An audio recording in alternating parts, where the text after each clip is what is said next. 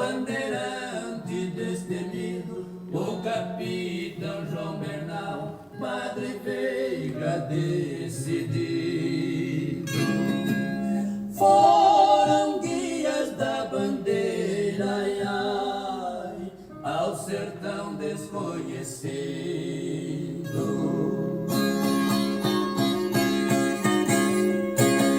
Também Matias Cardoso, Garcia Paz, Francisco Dias e Antônio Prado Cunha foram servindo de guia. Junto a Antônio Bicudo entraram na mataria. Ê, tchê, tchê, tchê, tchê, tchê! Você sabia que a origem da música sertaneja vem da palavra sertão, interior, pois a interiorização da colônia proporcionou que os luso-brasileiros pudessem conhecer o Brasil mais adentro, mais acolá. É isso que a gente vai falar hoje na nossa aula de História. Seja bem-vindo à aula do professor Alex Paletó. E eu vou aqui logo colocar o meu celular no silencioso para não atrapalhar a nossa aula. Que maravilha começar a aula representando aqui Raposo Tavares, o bandeirante paulista, que desceu o rio Guaporé, depois pegou uma maré, desceu o rio Madeira, passou por estas paragens, foi pelo rio Amazonas e cortou essa região da Amazônia. Mas o bandeirante, herói ou vilão? Que personagem é esse que também colaborou para o processo de interiorização do Brasil? E a nossa aula hoje, vou deixar minha pistola aqui, porque a arma que eu vou usar é esta, o conhecimento, para levar para vocês agora um pouco de informação sobre esse período do Brasil Colônia. Vamos lá, começar? Como se dá a interiorização do Brasil Colônia? Primeiro você olha no mapa e percebam que o mapa do Brasil está virado, ao contrário aqui, que este é o litoral do Brasil.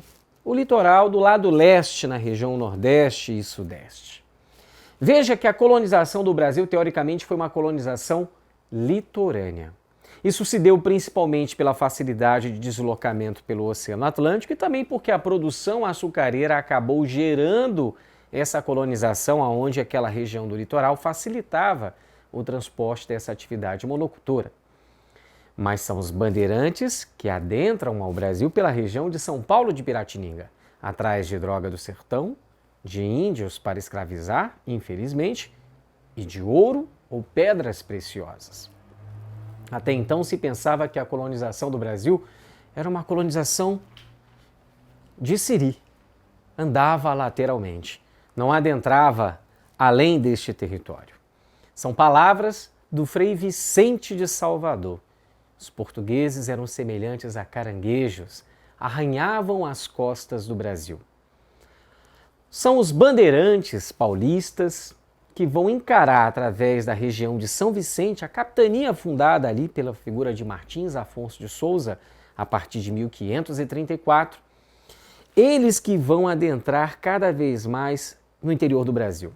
Até porque, diferentemente das entradas, que eram expedições oficiais da coroa portuguesa, que respeitavam os limites territoriais estabelecidos pelo Tratado de Tordesilhas entre Portugal e Espanha, era este jovem delinquente, em alguns casos degredados, que andavam descalços. Bandeirante não andava de bota. Falavam tupi-guarani.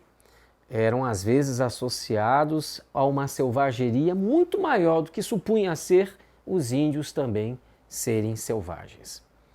Dessa forma, você vai ter na primeira metade do século XVII, nessa região se destacando por essas expedições para o interior, na caça aos índios.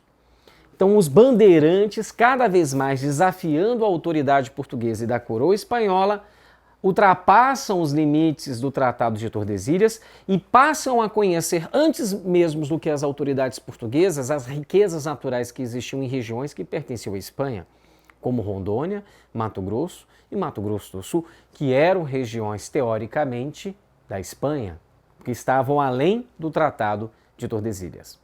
Agora, é claro que os bandeirantes não foram os únicos responsáveis pelo processo de interiorização do Brasil. Tivemos também as missões religiosas. Muitos missionários foram para o sul do Brasil, criando e condicionando as chamadas missões religiosas, fugindo das ações abusivas dos bandeirantes que tentavam escravizar os índios. Por exemplo, tivemos no sul do país a fundação da redução jesuística de 7 povos das missões, que inclusive foi palco e alvo de um grande conflito pós-restauração portuguesa naquela região, quando então os missionários jesuítas espanhóis resistiram à ocupação portuguesa, gerando um conflito chamado Guerra Guaranítica. Também os bandeirantes de prospecção.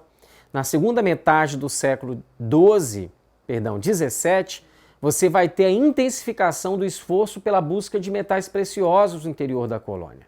E o que é interessante é você observar os tipos de bandeiras que existiam naquela época. Você tinha, por exemplo, a expedição exploradora de apresamento, de caça ao índio para se vender como escravo. A expedição de sertanismo de contrato, quando você contratava um bandeirante para algum serviço desafiador, como, por exemplo, atacar um quilombo ou buscar índios que foram, através da Guerra Justa, atacaram uma vila e querem, nesse momento, essa vila revidar este ataque, ou até mesmo fugitivos de senzalas. E você também tem a expedição bandeirante de prospecção mineral, buscando achar riquezas nas regiões das Minas Gerais. E claro que Fernão Dias Paz, a qual iniciamos essa moda de viola, essa música sertaneja, literalmente, a de raiz, por volta de 1674, ele vai em busca de esmeraldas no interior do Brasil.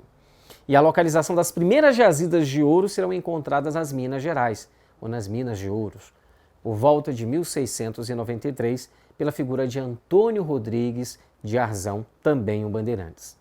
Em 1698, você vai ter ouro sendo encontrado por Antônio Dias de Oliveira, na região de Vila Rica, hoje Ouro Preto, em Minas Gerais.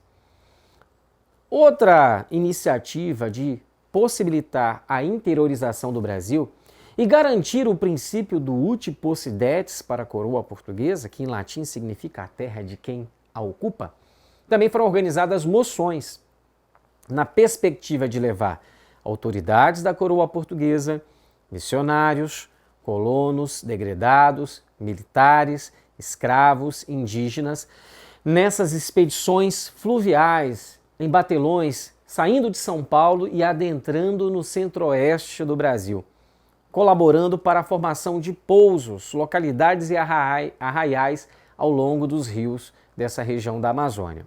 O sertanismo de contrato, como falei, especificamente muito utilizado para que os bandeirantes capturassem escravos fugitivos ou destruíssem quilombos, como foi o caso de Domingos Jorge Velho.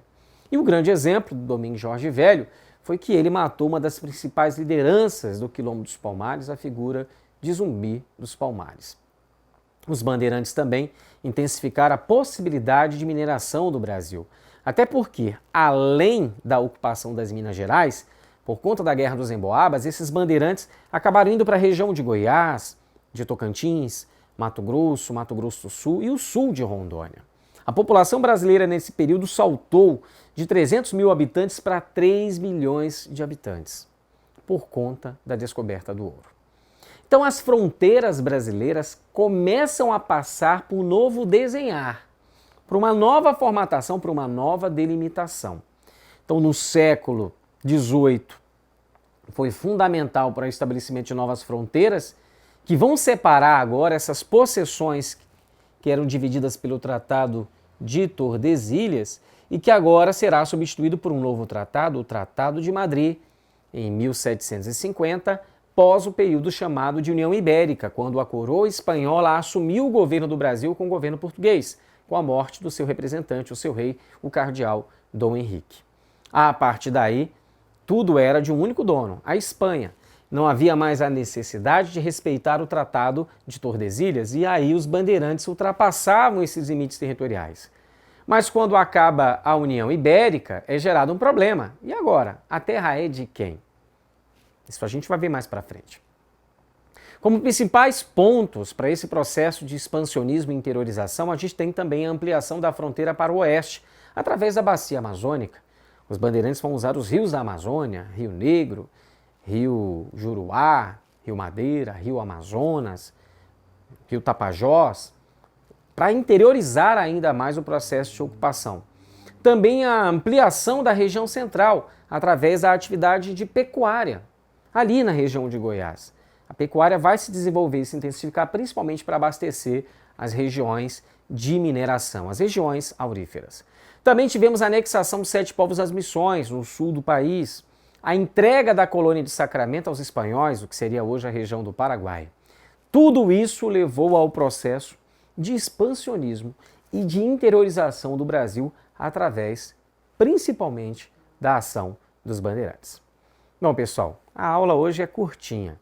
É só para vocês terem uma ideia de como se deu o processo de expansionismo territorial no Brasil colônia. Valeu, até a próxima aula, até a próxima semana. Tchau, tchau.